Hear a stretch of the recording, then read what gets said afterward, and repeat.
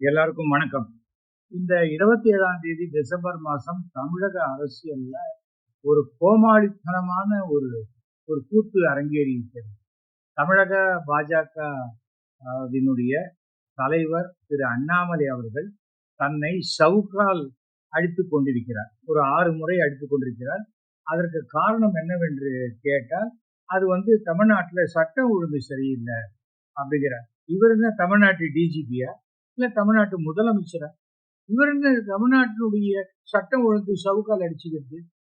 இப்ப பாரதிய ஜனதால இருக்கிற தமிழ்நாட்டுல இருக்கிற ஒழுக்கக்கேடுக்கு இவர் தினசரி சவுக்கால்ல அடிச்சுட்டு இருக்கணும். எவ்வளவு பெண்கள் புகார்லாம் வந்தது. அதை பத்தி எல்லாம் கவலைப்படாம என்னமோ இது இந்த மாதிரியான ஒரு கேவலமான ஒரு கோமாளித்தனமான தலைவரை தமிழகம் இதுவரை பார்த்ததே கிடையாது.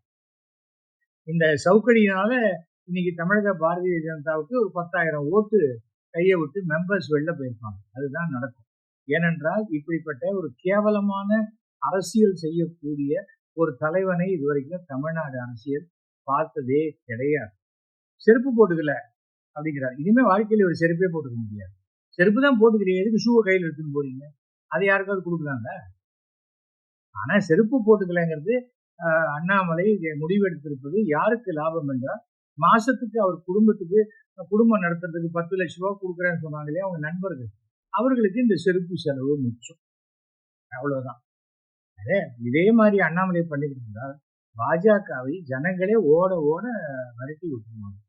சவுக்கால் இவர் அடித்துக் கொள்ள வேண்டிய நேரமே கிடையாது. சவுக்கால் அடித்து இவர் விரட்டப்படுவார். இதுதான் நடக்கும். ஏனென்றால் நல்ல வேளையா நான் பாரதிய ஜனதால இருந்து வெளில வந்துட்டேன். இல்லைன்னா என்ன சவுக்கால் அடிச்சிருப்பாங்க.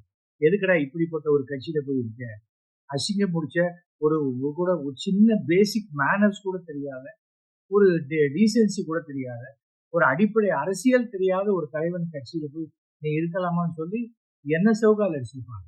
சவுக்கால் அடிச்சுக்கிறது ஒரு தகுதியா? என்ன பைத்தியக்காரத்தனமா இல்லை?